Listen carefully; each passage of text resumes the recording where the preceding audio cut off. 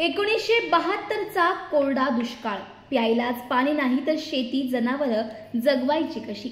मराठवाड्यातील गावाच्या गावं मुंबईत स्थलांतरित झाली। गाव सोडलेली ही माणसं केवळ एकटी स्थलांतरित झाली नाहीत, तर त्यांनी आपल्यासोबत गावखेड्यातील संस्कृतीही मुंबईत वसवायला सुरुवात केली। परिसरातील म्हणजे आजचा अहिल्यानगर, यापूर्वीचा अहमदनगर, नगर तालुका, नगर जिल्ह्यातील, बीड जिल्ह्यातील बरेचसे लोक नोकरीनिमित्त, व्यवसायानिमित्त, मजुरीनिमित्त या भागामध्ये वेगवेगळ्या ठिकाणी राहत होते आणि ते राहत असताना इथून एक धार्मिक भावना म्हणून मोठा देवीला इथून लोक जायला त्यावेळेस माळशेज घाटसुद्धा अस्तित्वात नव्हता। रेल्वेने पुण्यापर्यंत जावं लागायचं, तिथून परत एस टी धरून जावं लागायचं आणि ते सर्वांना शक्य होत नसायचं किंवा अनेक अडचणी यायच्या। मग ह्या सर्व परिसरातील लोकांनी विचार केला की आपण जर इथं देवीची स्थापना जर केली तर आपल्याला जायचे कष्ट वाचतील, 2 रुपये वाचतील।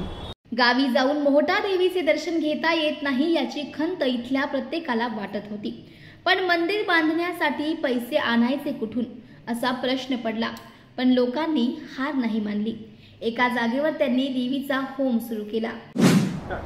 मी स्वतः 14 मे 64ला इकडे आलो, त्यावेळेस आपल्या बीडमधले काही थोडे लोक आणि नगर तालुक्यातले काही थोडे लोक इथं आमच्या आधी आलेले होते, परंतु ते असे पहिल्याने येताना मजुरीसाठी आलेले होते आणि मी येताना नोकरीसाठी आलो होतो, म्हणजे नोकरी लागली म्हणूनच आलेलो आहे।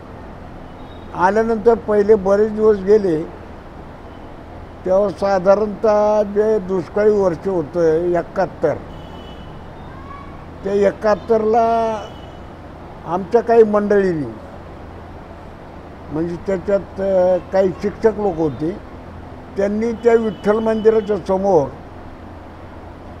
होम चालू केला देवीचा।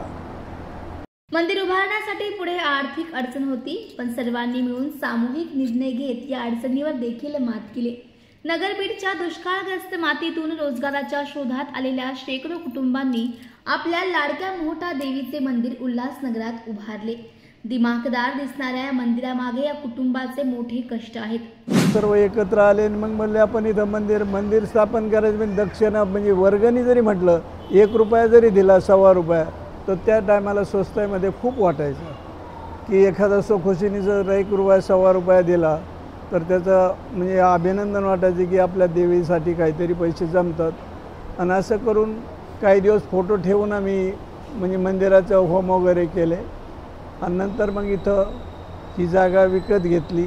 म्हणजे आहे सरकारी जागा, पण ती जे स्थानिक बसलेले होते त्यांच्याकडनं आणि मग ह्या लोकवर्गणीतनं त्या टायमाला 100 रुपये, 50 रुपये, 25 रुपये जे देतील, सोसायटी होती, पैसा कमी होता आणि सर्व कष्टकरी लोक या ठिकाणी राहत होते, त्यामुळं ह्या सर्वांच्या सहभागातून मग हे मंदिर उभं राहिलं। पूर्वी पत्र्याचंच केलेलं होतं, पत्र्याचं शेड होतं आणि कालांतराने मग जसे पैशाची जमाव झालेली आहे, ह्या सुरुवातीला तर मग ह्या 10-5 लोकांनीच स्वतः त्यात आर्थिक हातभार लावलेला होता आणि मग कालांतराने मग मंदिर स्लॅबचं केलं, शिखर झालं आणि लोकांना जाण्या येण्याचा त्रास जो आहे तो वाचलेला आहे आणि मग 72ला ह्या चांगल्या रूपामध्ये मंदिर उभं राहिलेलं आहे। केवळ 300 रुपयात पार पडणाऱ्या इथल्या नवरात्र उत्सवाने आता लाखोंचा टप्पा पार केलाय। जगदंबा मंदिर चॅरिटेबल ट्रस्टच्या माध्यमातून मंदिराचे व्यवस्थापन केले जाते। धार्मिक सणांच्या पलीकडे जात आज हे मंदिर समाज प्रबोधनाचं केंद्र ठरले। या मंदिराची लोकप्रियता आज इतकी वाढली आहे की इथे येण्यासाठी एसटी महामंडळाने विशेष बस देखील सुरू केली। सण उत्सवांसाठी स्वर्गवासी गोपीनाथ मुंडे यांच्या नावाने समाज हॉलची देखील निर्मिती करण्यात आली। विद्यार्थी जमा होतात आणि हा नवरात्र उत्सव जो 300 रुपयापासून स्थापन सुरू झाला तो आज वर्षाला जवळपास 10 लाख रुपये त्याचा एका नवरात्राचा खर्च येतो।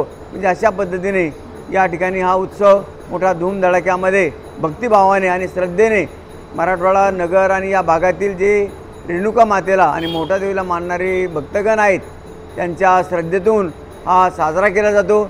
या ठिकाणी 9 दिवस अतिशय समाज प्रबोधन करणारे, महिलांना, लहान मुलांना असे समाज प्रबोधन करणारे व्याख्यानं, कार्यक्रम, महिलांच्या आवडीचे कार्यक्रम या ठिकाणी घेतले जातात आणि धार्मिक कार्यक्रमाबरोबर या ठिकाणी समाज प्रबोधन करणं हाही उद्देश या ठिकाणी आम्ही पार पाडतो। अशा पद्धतीने गेले अनेक वर्ष 53 वर्ष हे आहे या ठिकाणी हे नवरात्र उत्सव अतिशय भक्तिभावाने आणि श्रद्धेने पार पाडला जातो। जय माताजी। स्थापना केली आज या मंदिराच्या वतीने या ठिकाणी हे स्वर्गीय लोकनेते गोपीनाथरावजी मुंडे सभागृह हे दुमजली सभागृह मोठ्या बांधलेलं आहे। त्याचबरोबर मुंडे साहेबांचा अर्धाकृती पुतळासुद्धा या ठिकाणी आपण तयार केलेला आहे, त्याची स्थापना केलेली आहे। अहिल्यानगराच्या या कुटुंबांनी दुष्काळात पोटासाठी आपले गाव कायमचे सोडले, पण गावगाड्यातील संस्कृती थेट मुंबईत रुजवत गावगाड्यासोबतची आपली नाळ ही कायमची जोडून ठेवली आहे।